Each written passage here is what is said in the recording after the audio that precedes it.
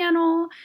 This channel I share my budgeting and personal finance journey using the budgeting software system YNAB or You Need a Budget. This is part 2 of a 3-part series on my channel going over general tips and tricks that I use practically every day in my personal YNAB budget, and then I just wanted to share with you. This is not a how to set up YNAB. This is not even going to talk about a fraction of all of its tools and capabilities, but just a couple things that I personally would like to highlight. And like I said, this is part 2. Part 1 was posted last week, and it had budget. It was focused on the budget and category screen, so what we're on right now. And then part 3 is going to be diving in deep into Toolkit for YNAB, which is a Chrome extension that you can add, and it gives you a lot of cool features. We're going to be talking about a couple of those features in today's video, but part 3 is going to go more in depth into it. So this part 2 is going to focus on the accounts and the transactions screen. So I have a handful of tips that I wanted to point out, and without any further ado, let's go ahead and jump into it because I don't want this video to run too long. So the first thing I'm going to talk about is scheduled transactions. Scheduled transactions look like this. Up here, this kind of gray box, you can see I've already entered in some for this month. Scheduled transactions I think are a great way, and it's one of the few ways that YNAB really allows you to forecast your budgeting. But they sound exactly what it is. You just schedule a future dated transaction and it will show up in your account that it's connected with, and it will also show up in the category. So for instance, you can see here I have this category for June 1st, and if I go, or July 1st, if I go over to July, all of these categories right here have this one upcoming transaction, and that's connected to that scheduled transaction that I put in. And if I didn't have any money set aside, it would show in my budget screen with this little calendar view, and I would know that I don't have enough money budgeted to cover that future scheduled transaction. The other way I look at it is just to make sure that I always have enough in my checking account to cover any things that are coming out of my checking account. I do most of my spending on my credit cards, so that means I don't actually need a whole lot of my checking account, and I don't want to keep too much in there. I want to transfer as much as I can over to my savings account. But for instance, you see here on the 22nd of June, I have this scheduled transaction that I put in, and I'm going to have $2,000 transferred over to my IRA account. So I need to make sure I just want to note that. And scheduled transactions work really well in tandem with the next thing we're going to talk about, which is the running balance, which is this column all the way over to the right next to these little calendars and lock signs. So you can view this in YNAB if you go up to this view button and click on that show running balance. The great thing about the running balance is it's specific to each account. So for instance, on my cash account, I don't have the running balance selected. To me, I don't need it for my cash account. I mainly have it for my checking account, and then I'll talk about how you can use it for your credit cards in a second as well. But this scheduled transaction, or this running balance, kind of again allows me to see as much as I can future information, and it helps to make sure that I have enough money in my checking account, or really any account, to cover anything's coming in or out. So I know that when this June 22nd transaction comes in, even though if I don't have it, I'll have $2,051.27 after that transaction hits, and that's including my credit card payments that are coming in earlier that month, as well as my second paycheck. The running balance, so that's how I like to use the running balance, is just kind of a safety net to let me know how much I actually need to keep in my account. And then you can see I'm not going to get paid again until after this $400 payment on the 1st, so I need to take that into consideration too. But I've I know that I would be safe and I would still have $1,600 in my checking account. And if I feel like that's too much, I could move $600 or $500 or $1,000 over to my checking account and still be safe. And then you can use them in your credit cards. A lot of people like to use them in their credit cards to help them reconcile their credit cards, because maybe you're in YNAB, your credit card says you have $300 and your credit card company is saying you have $350 in spending. If you turn on this running balance, you can actually see, okay, so I had $300 here. Now, why are my transactions before that or after that, or I guess not before that, why are my transactions after that not matching up with what's in my credit card? So they're really helpful to reconcile your accounts, particularly with credit cards. And it's a great little feature that I love. So the next tip we're going to talk about is filtering transactions, filtering what is shown when you actually click onto your account screen. So next to that view button, where you got your running balance, you'll see the filter button. And this pulls up this little pop-up where you can kind of customize the date range of what you're going to see. So personally, I like to keep my checking account ledger in YNAB pretty tight. I only like to look at transactions that have happened this month or transactions that will happen next month. So at the beginning of every month, I come in and I change these. So you can see this is from June 2020 to July, and it includes reconciled transactions and scheduled transactions. But let's say I didn't want to view scheduled transactions, you can unclick that. And, I mean, you can also just click and unclick this arrow, but that's what that does. Or if you only wanted to view uncleared transactions, you could unclick the reconcile. And so I don't have any uncleared transactions, so I'm not seeing any of those. But you see it comes with 5 presets. You could do just this month.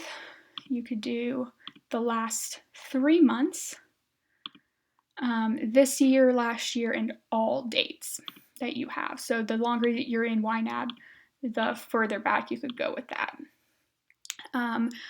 So it's really great. Like for my savings account, I have, I think, all dates selected. Yeah, because I have less transactions coming in on my checking account, and I don't know, I kind of like to look back and see, oh, look at all these inflows. And the last time I pulled money out of my savings account was October of 2019. Like, I like that. Same thing with cash. Cash, I think I have all dates because I just don't have as many. And then you could, for credit cards, I usually try to keep it to just this month, but I haven't specified that yet in YNAB just because I'm not entering as many transactions in my credit cards, so that's all that is. But it's really a powerful thing because sometimes if you come into your checking account and you don't have this filter set, it can kind of overwhelm you with all the information. And if you ever come in and you're looking for a particular, like maybe you see some receipt or you see something in your reports that you don't understand, you can come in and look for a particular month and search those transactions. You also have this search bar in here where you can search, like if I were to do all dates and I want to search Amazon in the payee, I haven't actually done anything with Amazon in my checking account, which makes sense because most of that stuff is in my credit card. So let's see, I would say Tampa in the payee, or maybe Tampa, maybe gas, not payee gas. Let's say gas in any field.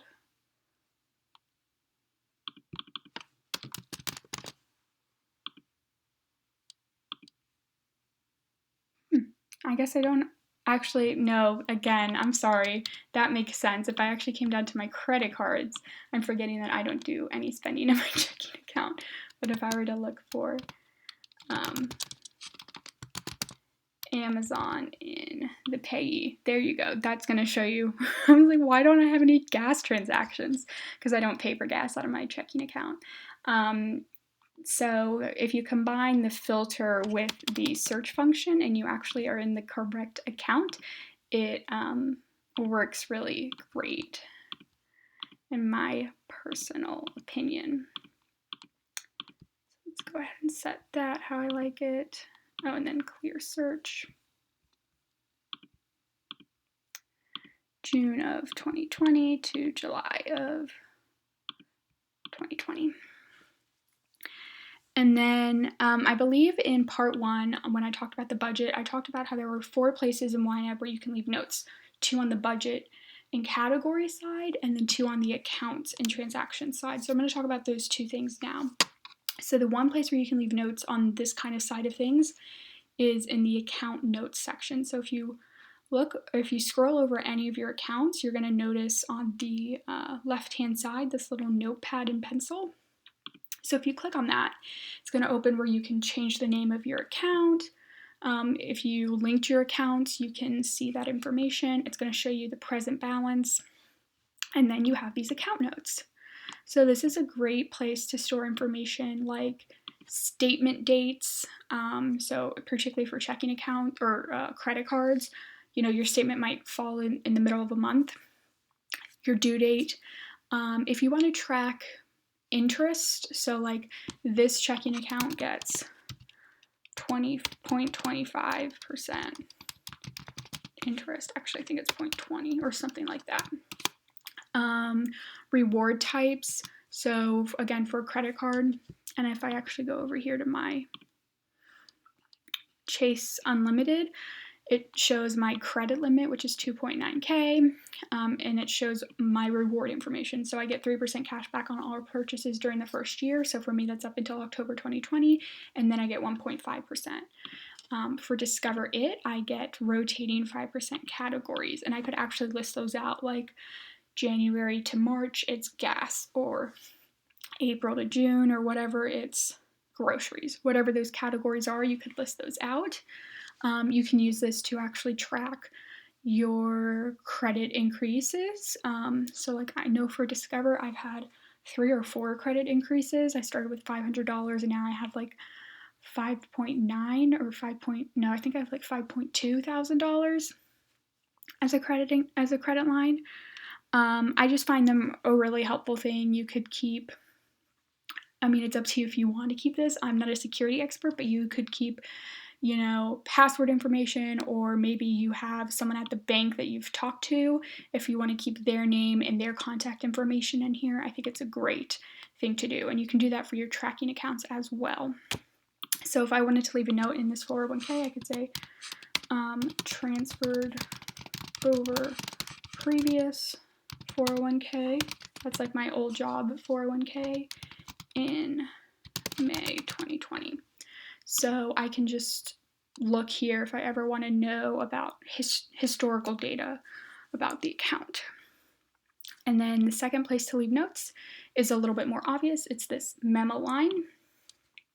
And I love to use the memo line, particularly for credit card transactions, because again, that's where I do most of my spending. But the memo allows you to add additional information to your purchase, so you know you don't have to go on just the payee or just the category. You have that memo to make things even clearer about what you actually spent. And I'll show you like a practical use for it. If you go to your reports, and let's say you're looking at like your sinking funds.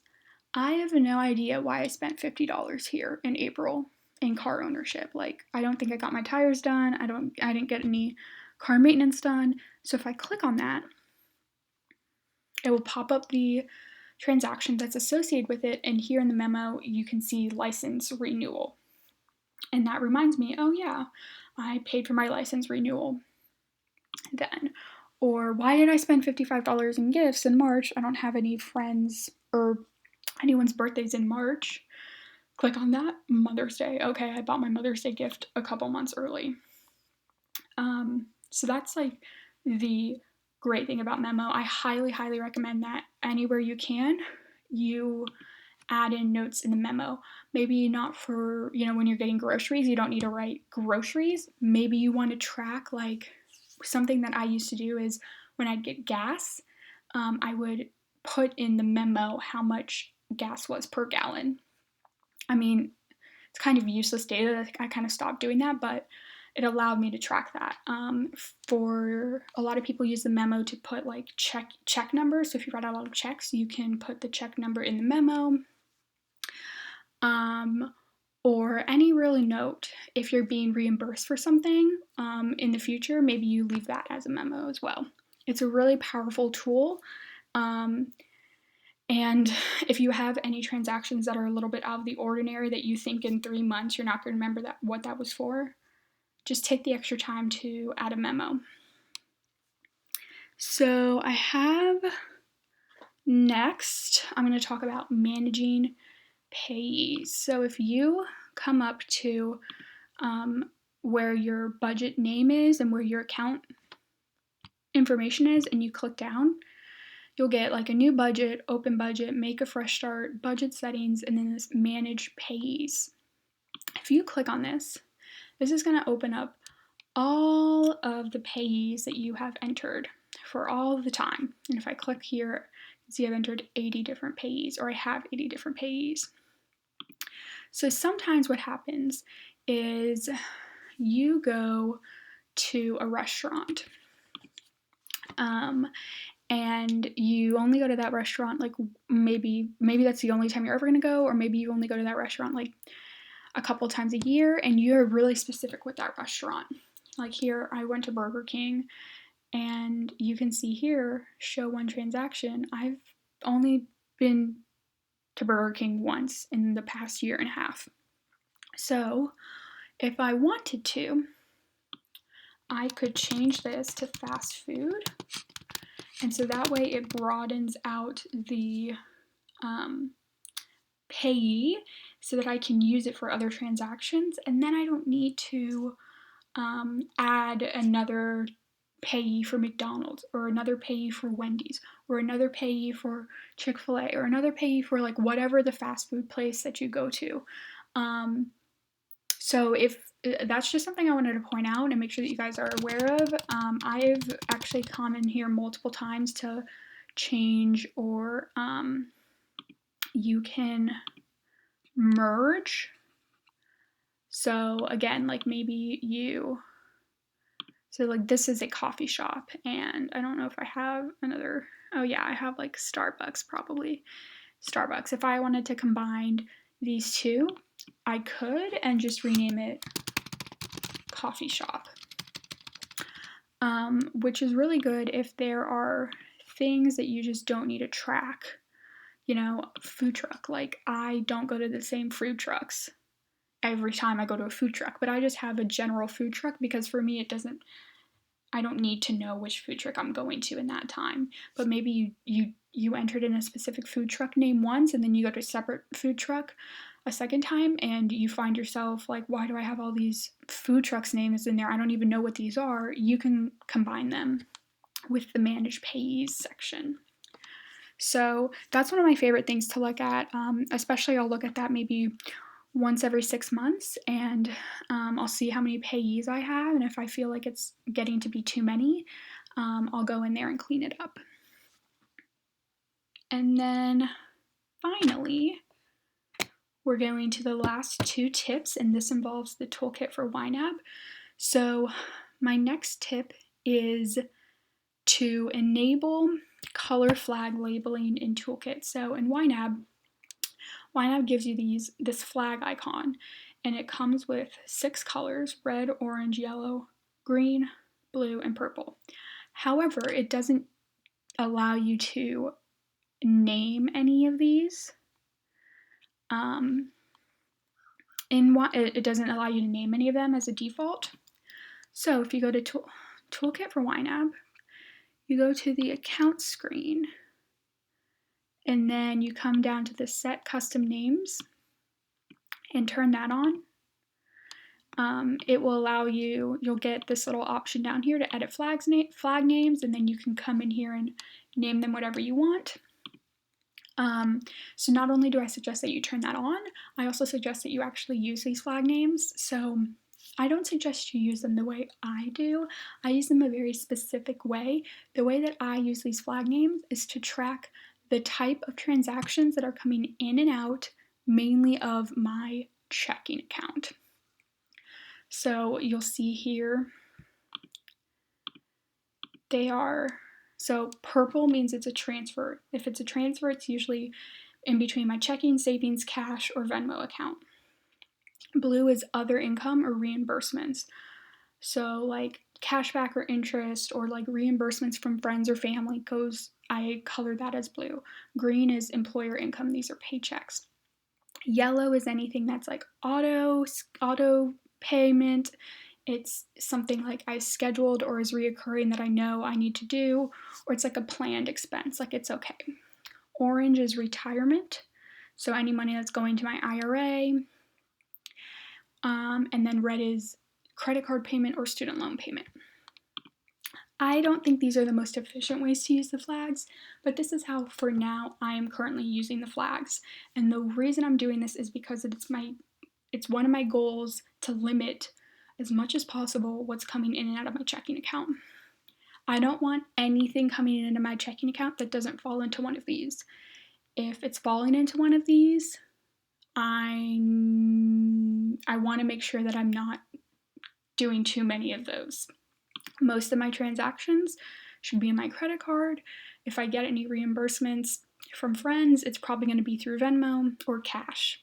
If it's coming through into my checking account, that means I'm giving out my checking account information, and I don't want to do that too much. Another way that people use these flags is sometimes they track who actually did the spending. So if you have a bigger family, you could say that this was, this purchase for Amazon was yellow for, Timmy, your kid Timmy. So you could have this as like mom, dad, kid 1, kid 2, dog, cat, You could also use them. Some people just have like 1 or 2 in use, and maybe they do red for something that needs to be reimbursed or is going to be reimbursed. Maybe you were entering in transactions on the go and you forgot like what exactly your groceries were when you were entering it in the car, and so you highlight it yellow because you're gonna need to come back in and fix the actual transaction amount. Maybe you're you're dining out, you paid for a tip, so what you entered as the total is going to be adjusted once that tip comes out. You could also use it to track how that transaction made you feel. Is it red because you're upset that you gave in? Is it yellow because it's like it has to be done, it doesn't make you feel any type of way? Is it blue because it brings you joy? Whatever that is. Think about what are some other ways that you want to track your spending besides just who it went to and the category it came out of. That's what these flags can do. They can add a third type of tracking. So I really like them, and I like adding that option so that you can name them so you don't have to remember what all these colors mean off the top of your head. And then the last tip is, again, toolkit for YNAB. So it's the show spare change. So I know a lot of people use acorns or other rounding up methods. And that's sometimes really hard to track in YNAB. Personally, I don't use them because I find just actually setting aside money for savings is more efficient than like adding up a couple of cents here and there. But if that's something that interests you, or like me, you just sometimes kind of want to see that data available. You might not do anything with it, but you want to see it. What you can do is turn on that toolkit for YNAB, click on some transactions, and then this will show you the spare change that you have. So if you did want to do that every month, at the end of the month, you look at all of your spending and your credit cards and your checking account, and you add up all the spare change for that month, and you make a transfer from your checking to your savings, you can definitely do that. Like YNAB will calculate that for you so that you don't have to use a roundup app, because it gets kind of hard to keep track of that in YNAB. At least that's what I've heard from other people who have tried to use Acorns or anything like it with YNAB. So those are my, I don't know how many tips that was, like 7 or 8 tips for the accounts and transactions section. Some of them weren't even really tips. Some of them were just talking about potential ideas for you to use. And like I said, this wasn't a how to set up YNAB video. So if you haven't even set up your budget yet, maybe some of this is too much too soon. I'll link Nick True's video down below, or Nick True's YouTube account, because he does a lot of YNAB tutorials and how to set up, but this is just more like a live, real budget, and some things that I look at daily, weekly, or monthly within my accounts and transactions side that really help me. So be on the lookout for part 3, which is going to go on to some more kind of specific options and toolkit for YNAB, going over accounts, the budgeting, the report side, and then some more general features that I like. And then if you haven't already, check out part 1, again going over the budget and categories.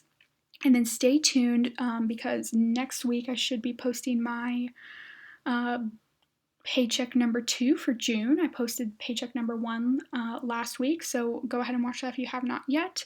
And then I have a couple of other videos coming up: how to handle gifts or tracking gifts, budgeting and spending in YNAB, gross paycheck budgeting and spending in YNAB, sinking funds budgeting and spending in YNAB. These are all videos that are going to come out in the next couple of weeks, as well as my regular bi-weekly budgets and then end of the month reviews. So thank you guys so much for watching my channel. I hope you guys are staying safe, healthy, and building that wealth.